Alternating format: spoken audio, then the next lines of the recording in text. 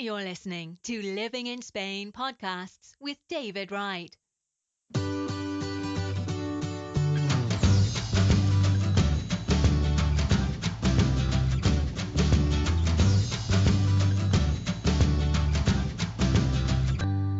Hi guys, my name's David Wright and welcome to another podcast show episode. And today I've got a special guest, Helen Llewellyn, who's been here in Spain for 3 years and got some great tips and advice for you. Also, Helen is on the admin team here, helping me with the Facebook group. So this is a person that's got some pretty good tips and experiences here, which maybe you should listen to. So hi, good morning, Helen. Good morning, David. How are you? How are you? Whereabouts are you, Helen, for the people that are listening? I'm about 7 kilometres southwest of Albox. Oh, right. Okay, nice. And the weather's pretty nice up there at the moment, isn't it? Because it's quite good down here. It is, yeah. So I think I'm about 100k from you, but it's beautiful blue sky and it's just warming up nicely now. Yeah. We're having record temperatures on the Spanish telly last night. They said it could be the hottest New Year's Eve for 25 years. So looking at around 25 degrees. So that's something to look forward to, isn't it? It is. Yeah, it should be lovely. So you're about an hour from me, Helen. I'm in Almeria, and you're up the coast a little bit. I was up there a little while ago, actually. It's almost an hour's drive to Allbox, and I had to go out there to buy my artificial grass. Actually, it was the only place around that did what I wanted at the price I wanted. So there's a nice place up there. I don't know if you know it, the garden centre there, just off the main motorway. And a massive garden centre, really good, and that's where I've got the grass from. So yeah, Allbox, nice area. What part of the UK are you from, first of Helen, and why did you move to Spain? Okay. Well, I grew up in Devon. I'm a farmer's daughter, and I quite enjoyed the open space, but I really wanted to go and do people and have a career. So after about 25 years in the southwest, I moved east and ended up working in Portsmouth, Guildford, and that type of area. So I lived in Gosport, just outside Portsmouth, for about 12 years. So why Spain? What made you think Spain? We wanted to come to Spain because, well, we decided we wanted to go and live in the countryside, and we didn't really like the kind of rat race attitudes in the UK.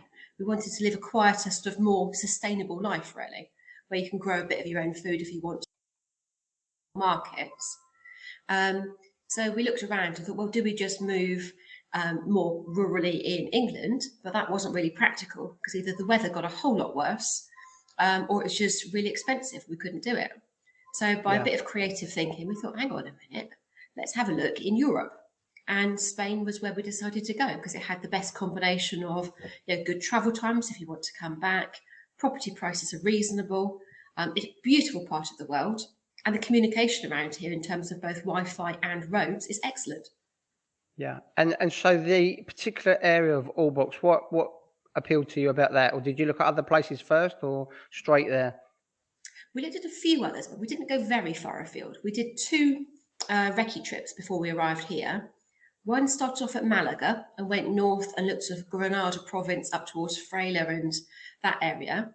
And then we came south of the Sierra Nevadas and stayed in a little mountain village to see if we liked that. None of those really seemed to float our boat. It didn't really fire up our soul. We didn't go, yes, this is the right place. And then we ended up coming to just a little bit north of here, but only about 30k. And we thought, this feels right. This has all the right facilities. We'd already done quite a bit of thinking about how we wanted to live. So we knew that this could be a really good place. But here it's just, it's so green. There are a huge amount of tracks to go and run, ride or walk on. And it's like, a bit like living in Devon, but a tropical version almost, because it's warm far more often and the skies are blue. We just love it. Yeah, and a lot less rain than where you used to expect as well, no? Yes, a huge amount less, yeah. And now I can walk down the bottom of the garden and just pick an orange off a tree. Yeah, incredible. Did you do much research in the UK before coming out here, or would you search online, or did you just bite the bullet and come out here to have a look? We did a bit of searching online. Both of us are quite good researchers. So we thought about what we really wanted. What do we need to have in our lives? And how do we actually want to live when we get there? Because we didn't want to have full-time jobs when we arrived. So we worked out that our original plan, which has now changed a bit, which I'll tell you about, was we thought we'd come here and we'd run retreats from a house. So we bought a 4-bedroom house And that's what we were looking for. So we knew what our budget was from how much our house was selling for in the UK. So just put those pieces together, but over a period, quite a short time really, of perhaps 3 months. And then our house went on the market and we moved. And we did it from deciding to move out of the UK to setting foot in Spain, having emigrated. That was done in a year. We didn't hang around. Yeah, it's pretty quick. I think when you make the decision, things fall into place. Lots of people like myself, we plan it for quite a while, and then when it sort of seems right, you just bite the bullet and go for it. And I think that's a good way of doing it. But did you rent first when you were here initially, or did you buy straight outright? Well, I really wanted to buy straight outright because I thought renting was a complete waste of money. But that's not how it turned out. We did rent, and we rented somewhere that we thought would be the perfect place. And we showed people a picture of the house we were renting, and they go, wow, that's gorgeous. And then we lived in it for a while. We thought, nah, this is not what we want. It was too windy and too isolated, and we just didn't like it there. Yeah. So we rented, and then by just spending some time in the area, it allowed us to find time and to experience the different areas around here. Because our box is funny. It's got lots of little villages surrounding it, but each one has its own individual character. Yeah. And the access can be different. So there's a lot of access to houses here by Rambler, which is like a dry riverbed, or mostly they're dry. Some of them will just have water in for perhaps once or twice a year, and it might just be a puddle. But some of them will actually run and be 2 or 3 feet deep. So you need to know a little bit about it. But ordinary cars run on the Ramblers perfectly fine. We have a standard car. We're about, I don't know, half a kilometre from the road, but it works just fine. Yeah. I think I often say to people, I was the same. I wanted to buy. I had the money. I sold my place in the UK. Well, I didn't sell it to begin with, but I wanted to buy outright. And somebody said to me, well, if you're really sure, go for it. But it might be an idea to rent a little while first. And I rented for 3 months, which turned into 6, which turned into 10.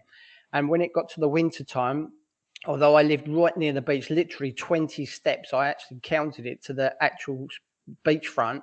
I thought it was perfect. But then in the summer, the hotel behind us opened up and there was banging and crashing of the plates at 6 o'clock in the morning. And at the time I was working and I didn't want to get up at 6 o'clock every morning. And, it became a real problem. And then there was some kids turning out from school at 2 o'clock like they do here, where the mums come and pick them up. And there was double parking all up at the front of our street. And I thought, God, this isn't exactly what I expected, And so I was really glad that I rented first, because I knew that although I loved the area, I didn't want to live in that particular street. And if I bought, which I was planning to do, I found a place I loved, I would have been stuck there. And, as you know, when you're buying and selling here, it can be quite expensive to buy and sell with all the taxes and everything. So I always say rent first, and I always recommend people rent in the winter. We all know Spain is lovely in the summer, but what's it like in the winter? And as you're saying, if you're out in the hills, you could be isolated, and a lot of places in Spain sort of shut down for 2 or 3 months in the winter, and so bars and restaurants become harder to get supplies from. And places, if you're living out of the beaten track, it can be very, very isolated and quiet. So always best to try and rent first.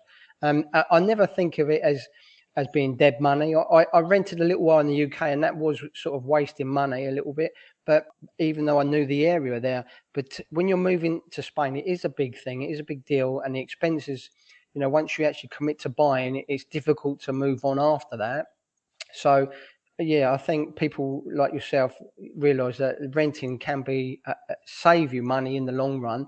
The place, although it might look great at first glances or when you're first there, after you've lived in it a little while, it might not be quite what you expect. And I do know many people that have done the same thing. They've rented a little first, and they said afterwards, "Oh, I'm glad I didn't buy there first." So yeah, that's a good tip and something I totally agree with. Another thing, Helen, is we get a lot of questions about the cars as well. People bringing over their UK car and everything. Everyone's got their own opinions, and I understand why people do it. You drive, and what car have you got, and how did you go about getting a car here? Yeah, I drive. We now have a Spanish car that's always been Spanish.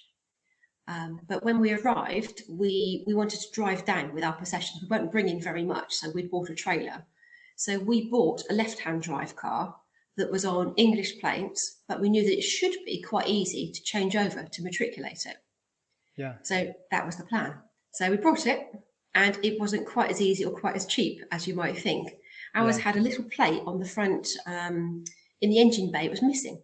And apparently it's really common when cars are imported from the EU into the UK, they take this plate off because it makes that stage easier. So it took us 6 months to actually do the matriculation of that car and cost us £2,000. Yeah. And I know the costs are much higher now, but no, I'd say buy a Spanish car. They're more expensive if you buy a second-hand one, but they'll be in better condition because cars don't rust here. Yeah. You see, I'm very pro what you did as well, because when I first came here, I worked for a British company and they gave me a 4x4, an English 4x4 to use for the work. And I was getting stopped almost every couple of weeks from the police to check the paperwork because they saw that it was an English registered car. And it was a hassle. The paperwork was all correct, but I kept on getting stopped. So they know that most people have problems getting all the paperwork, and they're a good bet to get a fine on, so they get stopped a lot here, or they used to when I was working here, living here. So it's not only that, when you're overtaking, you're sitting on the wrong side of the car, so to get past lorries and stuff, it's pretty dangerous driving here anyway, but that's something extra you've got to think about. I do hear people doing it and it goes sales through, and they say, well, I've saved 2,000. That's great. But I do also hear a lot of people having lots of problems. They're paying the tax, the import tax and stuff, which can be quite expensive on the car, especially if it's a newer car. And even if all the paperwork and everything goes right, you're sitting on the wrong side. When you go to car parks and barriers, you can't get the pass to get in and out. And, at the end of the day, if you want to change the car, you're stuck with the car now and it's been re-registered and it's a left-hand drive or right-hand drive or whatever. And, there's all those complications. So, and people say the cars are expensive here, and yeah, they can be, but there's so many places now that are doing deals on cars, like even the banks. When I got my last mortgage here, the bank manager said to me, do you want a car? And I went, sorry. And he said, do you want a car or a van for your work, And I said, what do you mean? And he said, well, we're doing renting. And I thought, no, I don't want to rent. He said, no, it's not right like renting you think.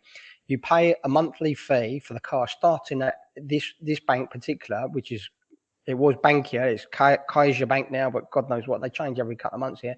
Anyway, the bank manager said to me, we got a list of cars and they're starting from 125 a month. You paid 125 a month and put petrol in it. That's it. All the tax, insurance, and maintenance, and running costs, everything, your ITVs, all paid for by the bank. And every 4 years, when you finished, you rip the contract up, take the car back, and start again with a brand new car. So every 4 years, you get a brand new car. And there's several of banks are doing this now. The other thing I say to people as well about cars is, go to a main dealer, say like a Nissan garage or a Seat Ibiza garage, which is what I did. And I went to buy a brand new car at the Seat Ibiza garage several years ago. And as I was signing the paperwork, I looked up and I said, well, that's what I'm having, one of those over there. And there's a car, the same colour. And he said, yeah, it's exactly the same as that. So I said, well, you said I can't have it for a week. What's that one there then? And he said, oh, that's an ex-demonstration car. So I said, so what does that mean? So he said, oh, it's got 2,000 kilometres on the clock. So I said, what's the price? And it was €3,000 cheaper. But it was a brand new car. It came with all the paperwork and the same maintenance and warranty in it. So I finished the contract, stopped signing the contract, tore it up and set up a new contract for this one and picked it up the next day after they did all the number plates and everything. So, yeah, okay, it had 2,000 miles on the clock, or kilometres, but you lose money when you buy a car anyway. And that was sort of run in a little bit for me, absolutely immaculate. And that's what I did. So a lot of these main garages now are doing these ex-demonstration cars and they've got next to no mileage on, and they come with all the guarantees. The other thing is, British people tend to say the cars are expensive because they don't really go to the right places. They go to a garage or something and buy straight up. The Spanish don't do that. The Spanish buy second hand and from reputable people. And now even in buying with somebody you've met on the internet, if you buy a second-hand car here, you've got a 6 months guarantee with it by law. That's a new law now on second-hand cars. So you have got some comeback and you can haggle. The Spanish always want more money than the car's worth, but you can haggle a lot. And I've done this with a couple of second-hand cars I've bought here. I've offered way under the price. After they shrug their shoulders and sigh a little bit, you sort of come to an agreement and you can get some pretty good deals. But you need to speak Spanish or take someone that speaks Spanish with you. So yeah, buying cars is a bit of a nightmare and a minefield, but I agree with you that, you know, I think it's right. If you're going to live in Spain any length of time, just buy a Spanish car like the Spanish do, you know? I agree, yeah. And we kind of did the third version. So the car we have now is relatively old, but you can't tell because it's in good condition. And we did, like you say, we went to a garage and just, had a chat. We paid 3,500 for ours 2 years ago, and it's probably still worth 3,500 because they don't really depreciate when they get to that level. That's right, yeah. And it's like, you know, I said to somebody the other day, if you're living in Spain, a Spanish person, and you're going to go and live in the UK, you wouldn't go to the UK and look around for a Spanish car or take a Spanish car with you and get it changed over to English plates. They just don't do that, you know. And I do understand why people think if they've got a nice car, they want to bring it here. But at the end of the day, most of the people I know that do that, they end up buying a Spanish in the end. So is it any cheaper? Personally, I don't think so. So there you go. But that's just my personal view. So, Helen, what do you do on a daily basis here? You're retired, you're working. Tell us a little bit about what you do for a living. I'm working and I've got two facets to what I do. One is I already had a limited company doing pension administration in the UK. Just tiny, there's only me in it. So I've carried on doing that. And because it's a limited company, it means the taxes are fairly efficient. I'd only have to pay the tax on the income I take out of that company that arrives here in Spain. So I can get the company to buy my internet, to buy my phone, in a similar way to how the UK companies work. So that's one way of doing things, or it was. We'll come back to that bit perhaps, David. Yeah. But I've also got a business that's becoming established here in Spain. I'm a holistic therapist, so I'm an intuitive healer as well. So all sorts of things that go wrong with us are based on how the energy is flowing. Excuse me, I'm starting to be able to talk now. And also how our heads are wired. So different types of anxiety and stress can come out with physical symptoms. So if we heal that anxiety or that stress, then those symptoms go away as well. And you can do it all without pots and potions as well. So it makes it quite efficient and very quick usually. So I do that. Yeah, interesting what you're saying about, you know, remote working and working with a business from the UK and things like that. But that's quite interesting what you say about the company paying for your internet and phone and stuff. So you're not taking the money out, but you're getting your expenses covered. This is a similar thing. Years ago, I had in the UK, I worked for a company and I worked from home a little while from some time, and they set me up with a desk and a chair and a fire extinguisher, and they paid for the paint for the room, and Mum turned a small spare room into an office, and they paid all the expenses on that, you know. So that's quite interesting what you say about your company paying for your internet and setting it up. I mean, the company's still yours, I presume, but you're not paying the tax on that by paying it for it here. That's right. Yes. Yeah.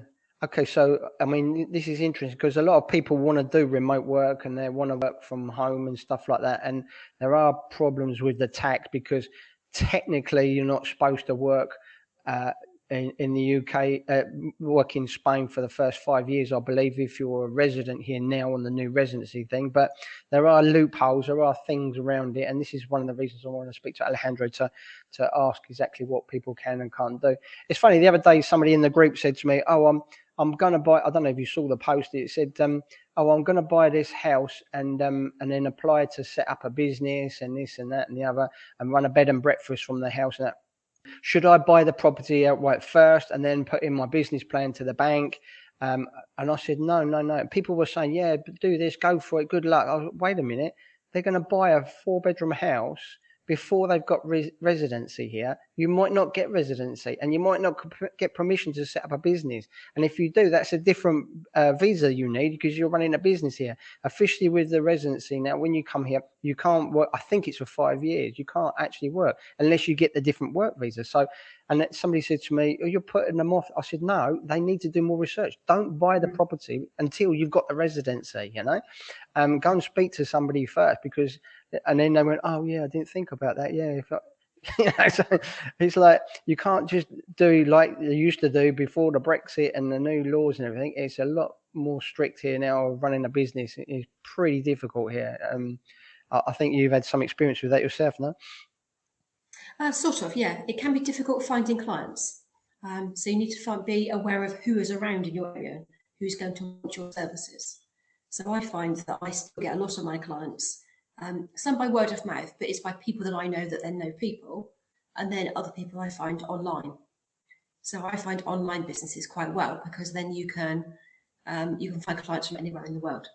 Yeah. Correct. That's the best way to go. This is another thing about researching an area. Why are you moving to Spain? Are you, if you're retired, that's one thing. But if you're going to need to work, maybe a bigger city. Like when I first moved there, I moved into Roquetas, which is quite a big town in near Almeria. I didn't really want to live there for long, but that's where the work was. That's where the clients were.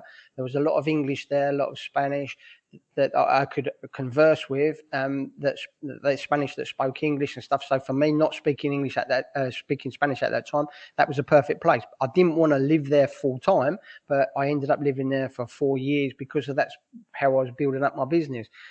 Now, when I visit that area, I think, God, how did I live here? It's too busy, too touristy, too commercial for me.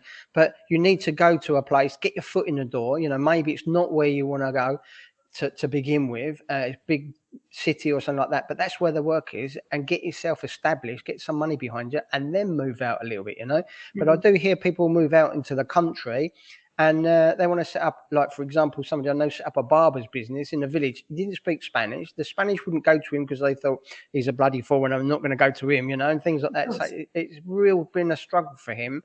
And the English customers that he had when he first came here, they've dried up now because there's not the flights out here anymore and people are being more cautious with the COVID. So he's really, really struggling with his business and he can't afford to move. So it's all down to the area. Although he loves his house, he loves where he's living, it's not right for him running a business. So this is, again, something you need to think about when you're coming to Spain. What is it you're going to be doing? Are you going to be retired here? In which case it doesn't matter so much. But if it's a business, you really need to think about your clients and where your clients are going to be. Yeah, absolutely. I've met so many people that haven't planned that aspect. There's a couple that live near us now. They're about 40. They've got 3 kids between about 5 and 11.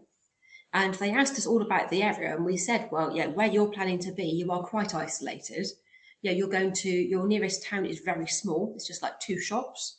Yeah, there is no jobs there. Yeah, you're going to have to travel a long way for any life. Yeah, if you like busy bars or you like the beach, then yeah, you're going to be traveling an hour perhaps from where you are. Yeah. And they're, oh yeah, that'll be fine. It'll be fine. They go, and that house you want, I know it says you've got 2,000 square meters. You do, but it's up a sheer mountain like this. It's really steep. Yeah. So it's not useful. So we gave them this information, then they bought anyway. And then 2 months later, they go, we don't like it. It's too isolated. Yeah. Yeah. Which goes back to what we said. I must admit, when I first moved to Spain, when I first came here and I was renting, I was looking in the country. I wanted, like a lot of English people do, I wanted my own plot of land, with nice views over the mountains and stuff like that. Not too far from the beach. I was actually about 45 minutes from the beach because I was a beach person then. And I thought, yeah, this is great. And I looked at this place and it was 70,000 and it had loads of land, orange trees, lemon trees. And the house was an older house, but I could do that up over time. But when I went to see it and that, I thought, God, there's nobody around. The nearest neighbours was like a 5-minute drive away. There was loads of land. It looked great and everything, but I chickened out at the end, and I think it was a right decision I made. It would have been too isolated. Now, differently, now my life's changed. It's different, and speaking Spanish is a little bit easier for me. So maybe that will be an option for me now. But it's a dream that some people think they have, which they haven't really thought about. Lots of people say, oh, I want a bit of ground. I would love to sit out under my orange and lemon tree. It's not always like that. And it's not, unless you've got quite a bit of money behind you as well, and you're not too worried about being cut off, it can be quite isolated here in Spain. Yeah, and there's a lot of effort to keep these things running. If you want some goats, for instance, then or horses perhaps might be a better example. Those horses need you every day. So what are you going to do with them when you want to go on holiday for a week or go and see family or friends? You have to think about these things. Yeah, I had a dog and a cat when I first came here, And although I loved my pets back then, it was just such a hassle. Every time I wanted to go away, and I was travelling quite a lot here then, and every time to try and get somebody, and there's several times I had to put them in kennels, and that was a fortune, and it just wasn't right. So in the end, well, my dog died, and the cat died, and I thought, that's it, no more animals. I love pet. My wife's daughter here now, she said, I want a cat. Can we get a cat? And she travels a lot. And I said, no, because we're going to get stuck with it. So, that's it. No more animals.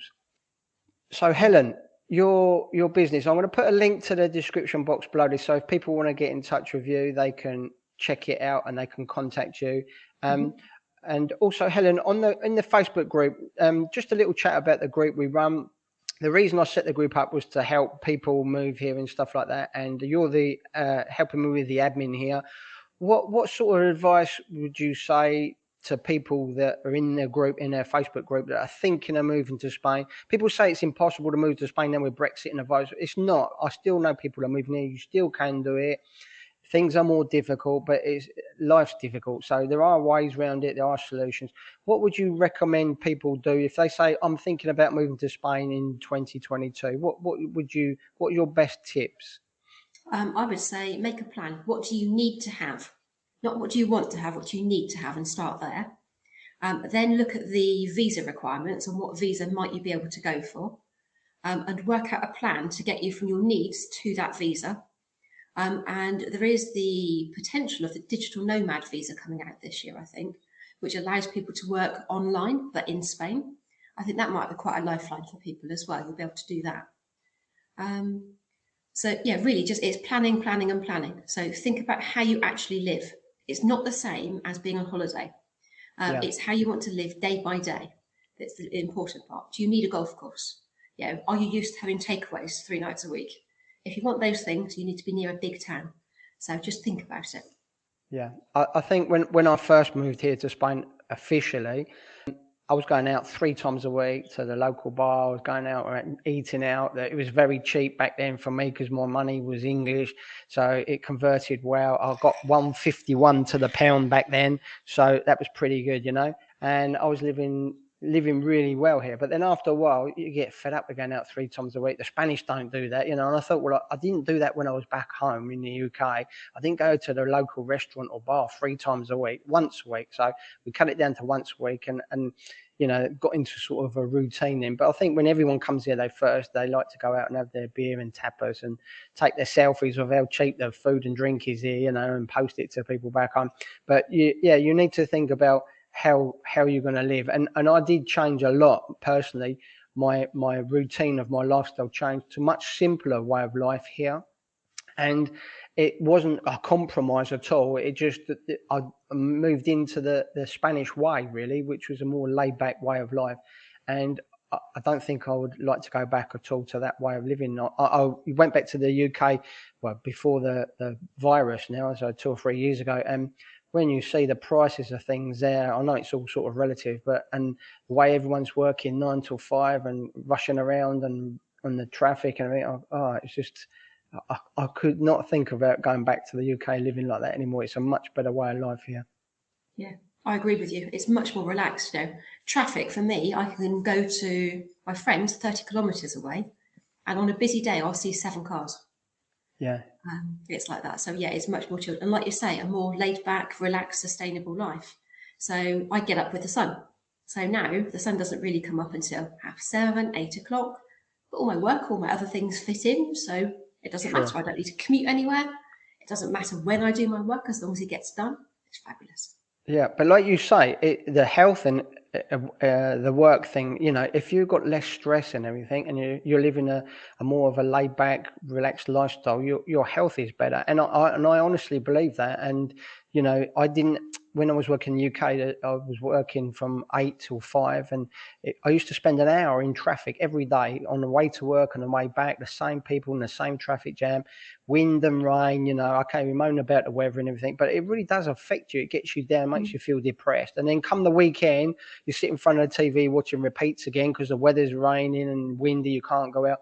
Here, at the weekend, pretty much every weekend, if you want a barbecue, you can arrange it and you don't have to worry about it getting postponed. So you just feel more relaxed. And I honestly believe that makes you feel healthier, and you are healthier here. Yeah, I agree Plus with you the entirely. diet. I bet you have quite a good diet where you are with all the country food, no? Yeah, I think we do. Yeah, we don't. Yeah, there's very little processed food that comes in here. It's mostly cooked from scratch because you can. Yeah, the markets are fabulous for any veg. You can get local. The local supermarkets are fantastic.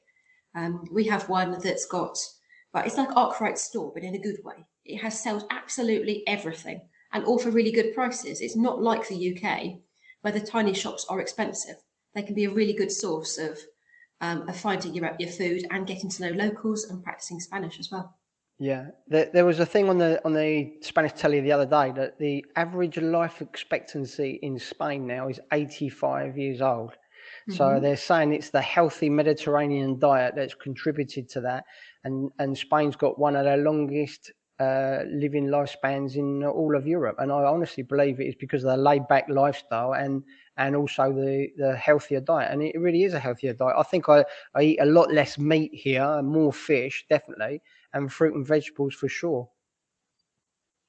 Yeah, and there's such a good range as well. Yeah, we go to the markets as I know you've posted many times, and you get a good bag of at least this size, and that'd be €1 of whatever happens to be seasonally fresh. Yeah, it's very seasonal, as you say here, but where we go, it's literally 5 minutes from us near the airport every Sunday, and we can buy. There's 2 stores that do mix and match. They give you a bag, you put it in what you like, and they weigh it. It's €1 a kilo, fruit and veg all mixed in. There are some vegetables and some fruit that's a little bit more expensive, might be 120, 130, but €1 a kilo. You can fill up the bag of a lot of stuff. And I like mangoes here. They're absolutely delicious, the mangoes, and they're three mangoes for €1. In the supermarket the other day in Mercadona, it was $3.20 for one mango.